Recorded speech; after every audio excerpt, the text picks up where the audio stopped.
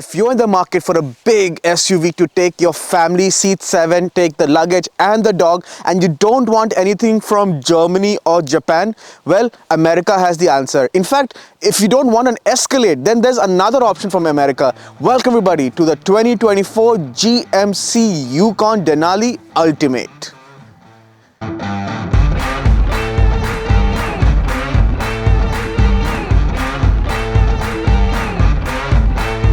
The Tahoe, the Escalade and the Yukon have always been siblings, and the Yukon is one of the prettier ones I feel. The Escalade is baller, but this just looks much more in your face, much more aggressive. The Yukon, this is the Denali Ultimate, so it has chrome. In fact, it's called Vader Chrome, which means it's smoke chrome, and it's very imposing. You can see the whole grille is just full of it. And since this is the Denali Ultimate, the GMC logo is also now grayed out instead of the usual bright red. But yeah, it's very in your face, very striking. One of the better looking SUVs on the market, and one that you would instantly give way on the road.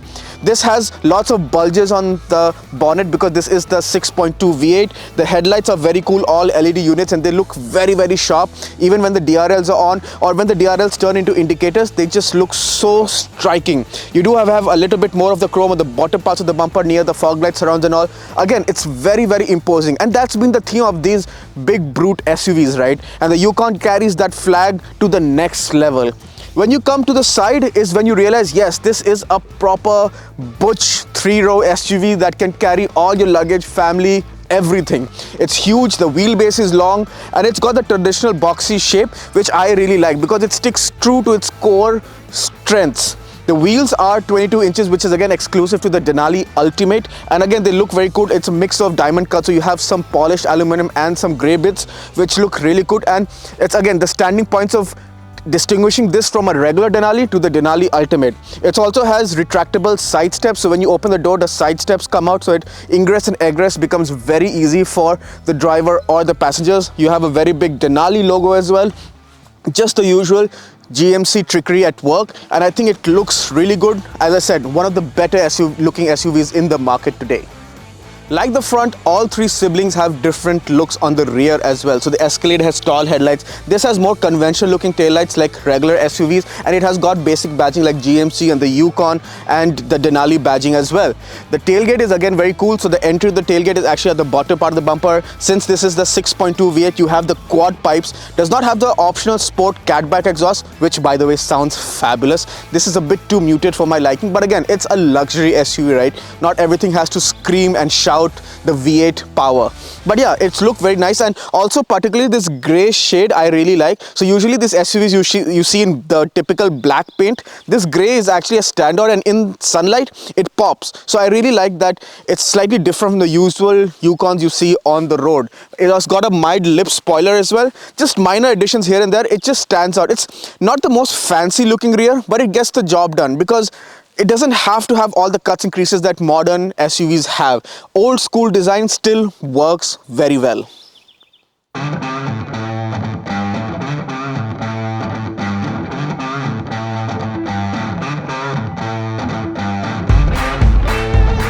I'm now inside the Yukon Denali Ultimate. As you can see, it's a very familiar place, especially now that I've reviewed the Sierra Denali. Lots of bits are common. You have the same theme of the interior, which I really like. It's this dark brown theme with imprints of Mount Denali on the seat and on the dash. So that's very similar to the Sierra Denali. I mean, they are pretty much the same vehicles underneath, but the packaging is different because that's a truck and this is an SUV.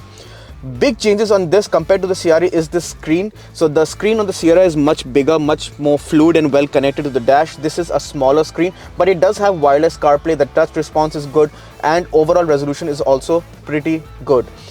The Sierra has a conventional gear lever. This has buttons. I'm not a big fan of it. It can get very annoying, especially if you have to do a 3-point turn. So some buttons are push, some buttons are pull. So the drive and reverse are pull, everything else is push. That can get a bit annoying.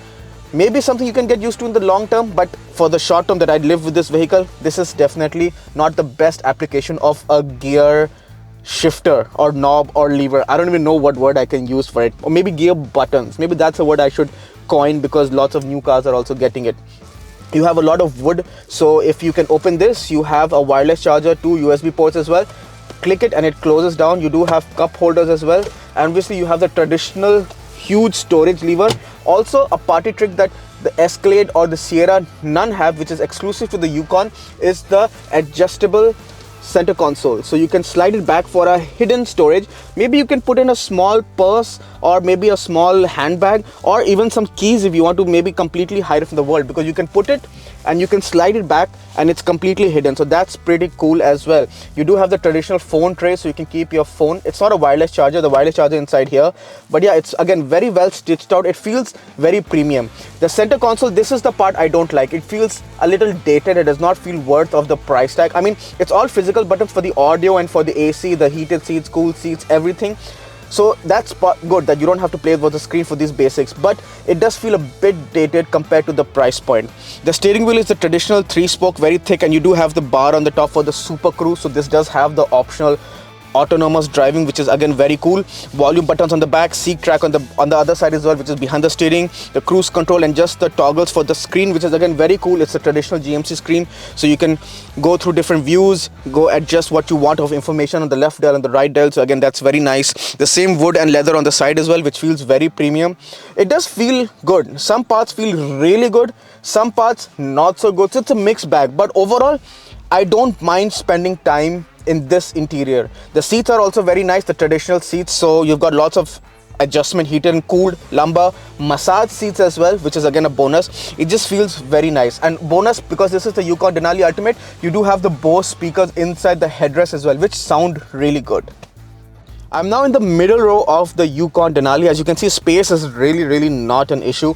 The panoramic sunroof lends in a lot of light. The windows are very big. One downside though, no manual blinds. Cars much cheaper than this, even half the price, have blinds now. So this is a bare minimum.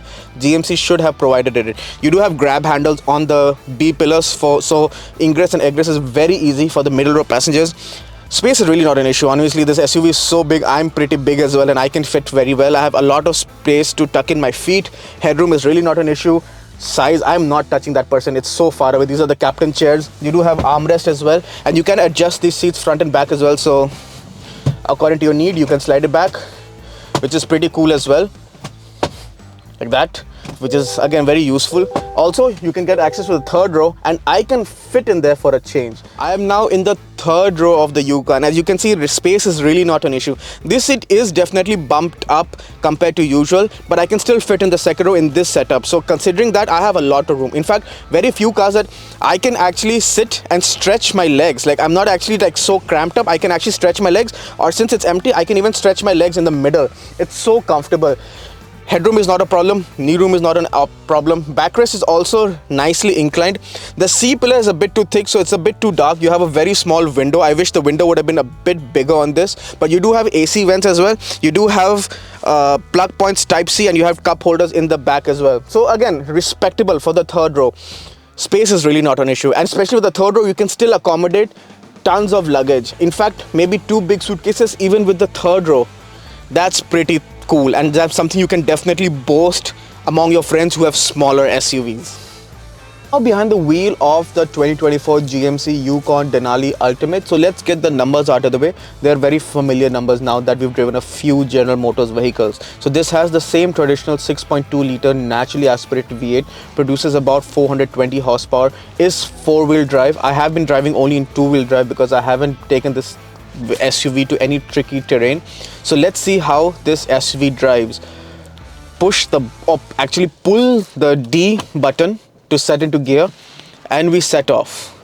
And as usual, low end torque is so high on these SUVs. It's so easy to get going, and you are in no time you are up to speed limits within city limits. It's so good. This does have air suspension, so the vehicle does go up and down when you want to exit and enter the vehicle. And again, it does stiffen up in sport mode as well. Yes, this does have a sport mode.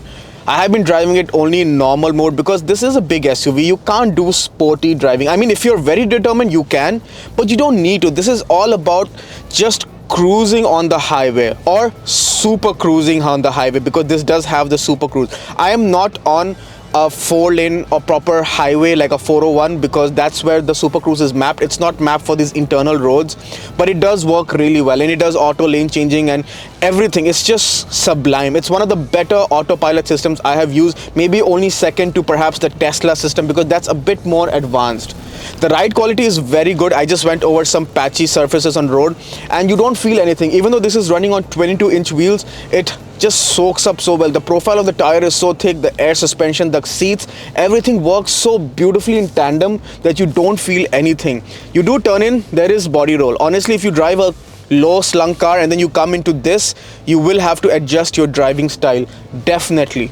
But again, that's what you have to expect from a side like this, and it does weigh upwards of 2.4 tons, which is heavy, and that also dampens the fuel economy. I know this is the saddest part of the whole ownership of vehicle, because the fuel economy in city, I've been getting 22 to 23 liters per 100, which is crazy high. It's one of the highest I've seen, but the traffic has been bad. It's the summers, everybody is out on the roads, but yeah, it's high. On the highways, you can get 10 to 12, maybe 13 liters per 100, which is again on the higher side, but you have to expect these kind of numbers from an SUV that has this kind of displacement, weight and size. Expecting anything less than that is sacrilege. But yeah, it drives like how a big barge of an SUV should, every bit of it, and I have been enjoying this big SUV very much. I mean, this does not have the sport catback exhaust, so if I floor it, you have engine noise, you have intake noise, but no exhaust noise. That's a $3,000 option, but I feel like it's a $3,000 well spent, because there's much more oral drama when you floor the car. But again, that's not what this SUV is built for. Wrong expectation. But it's still, again, it's very comfortable, very relaxed, very refined, and I'm cruising at speed limits now, and firstly, it easily got to the speed limit. Secondly, it cruises all day at highway limits. It's such a beautiful package. In conclusion then, the 2024 GMC Yukon Denali Ultimate. Well, what can I say? It's a great SUV. It's got its basics sorted. It drives really well. It looks very imposing. It's got all the space you would ever need in a car. Your family, the luggage, the dogs, everybody would be so happy to have space inside. At around $130,000 Canadian for the Denali Ultimate, it's definitely a bit on the expensive side, because the interior does not feel that premium. It's good, but it's not $130,000 good, and that's my only pet peeve. And the Escalade is only $20,000 more. I know $20,000 sounds a lot, but the Escalade really does feel a class above. I mean, if I were in the market to buy a big size SUV, I would strongly consider this, because $20,000 is a lot. So I can get the basics right, the mechanics right, which is similar to the Escalade, yet have money in the bank left over for fuel. Speaking of fuel, the fuel economy isn't the best, but if you want something like fuel economy, the option of the diesel engine is always there. I've enjoyed this week with the Yukon Denali Ultimate, and honestly, I didn't expect to like it as much, because I'm a big fan of the Escalade. However, after a week, I would say I might just go for this and pocket the saved money.